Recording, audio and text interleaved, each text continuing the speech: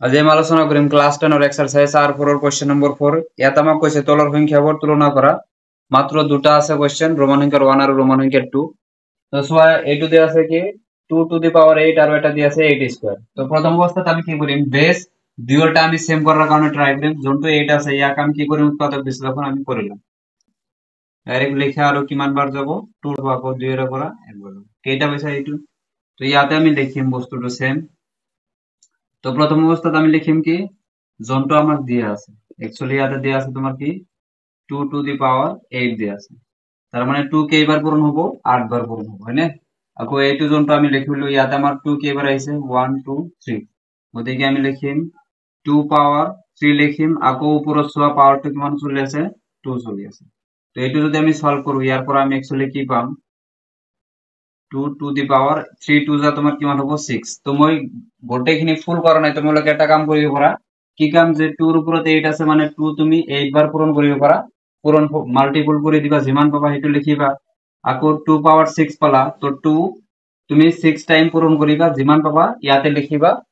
তাৰ মানে লিখিলে তুমি বুজি পাবা মানে কি কোনটো তোমাৰ ডাঙৰ হ'ব আৰু কোনটো সৰু হ'ব আমি ইয়াৰ পৰা ক'ব পাৰো যেহেতু ইয়াতে 2 আছে 8টা ইয়াতে আছে 2 আছে 6টা গতিকে ডাঙৰ কোনটো হ'ব 2 যোনটো পাওয়াৰ 8 আছে এইটোৱে ডাঙৰ হ'ব গতিকে আমি ইয়াৰ পৰা শৰ্টকাট লিখিব পাৰো এতেকে তোমাৰ কি হ'ব 2 to the power 8 is greater than 8 square 8 স্কয়ারক আমি 8 স্কয়ারে লিখিম কিন্তু ইয়াতে আমি ভাঙি লিখিছো ঠিক আছে এইটো আমাৰ কাৰণে কি হ'ব ফাইনাল আনসাৰ হ'ব নেক্সট যদি আমি এইটো সলভ কৰো তো ইয়াতে আমাক কেনেকুৱা টাইপৰ দিয়া আছে সোয়া 2.7 দিয়া আছে ইনটু 10 টু দি পাওয়ার 12 দিয়া আছে এটা যদি আমি সলভ কৰো ইয়াক আমি এবাৰ লিখিলাম 2.7 into 10 to the power 12 দিয়া আছে চাবা দশমিকৰ পিছত যোনটো মাল্টিপলত 10 আছে তাৰ পাৱাৰটো যদি আমাৰ প্লাসত থাকে তেতিয়া হলে আমি দশমিকৰ পিছত জিৰো বিলাক আমি কি কৰিম ইকুয়াল ৰাইট হ্যান্ড সাইড লৈ বঢ়াই যাম কেনেকৈ এবাৰ চালে তোমালোকে বুজি পাবা একদম ইজি হয় এইটো যেনেকুৱা 2 মই লিখিলো এই দশমিক চিহ্নটো মই উঠাই দিলো ঠিক আছে আৰু 10 ৰ ওপৰত তোমাৰ কি আছে 12 আছে তাৰ মানে তুমি এই দশমিকৰ পিছত 12টা ঘৰলৈকে তুমি যাব লাগিব এতিয়া সোয়া দশমিক যেতিয়া উঠাই দিছে ইয়াৰ পৰা তোমাৰ কাউন্টিং স্টাৰ্ট হ'ব গতিকে এটো এক ঘৰ হৈ গল আৰু থাকিব কিমানটা ঘৰ 11টা সেই 11টা তুমি ফিল আপ কৰিবা কি দি 0 দি মানে বাওফালৰ পৰা তুমি কি কৰিবা एक्चुअली সোঁফালে তুমি কি কৰিবা 0 বিলাক বহাই যাবা ঠিক আছে তো ইয়াতে 11টা মই 0 দিব লাগিব 1 2 3 4 5 6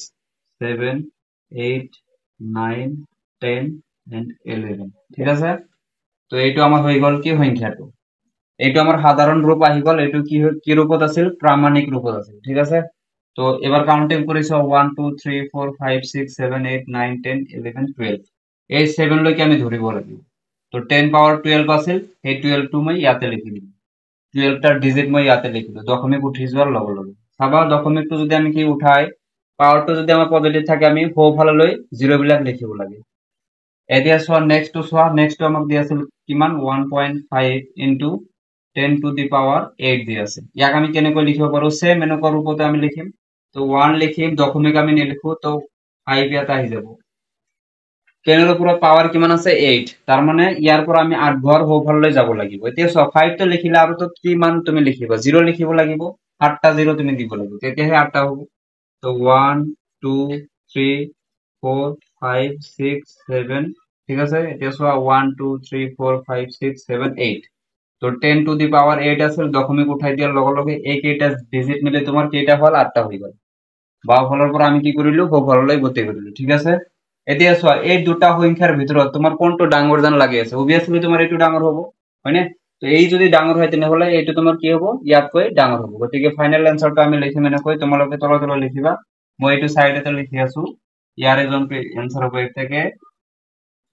2.7 into 10 to the power 12 is greater than হ'ব তোমাৰ কাতকৈ ডাঙৰ হ'ব 1.5 into 10 to the power 8 মানে ইয়াতকৈ এইটো ডাঙৰ হ'ব নিশ্চয় বুজি পাইছা এনেকৈ তোমালোকে কৰিব পাৰা তো আজিৰ কাৰণে এইখিনিয়ে স্ক্ৰিনশ্বট মাৰি লবা থ্যাংক ইউ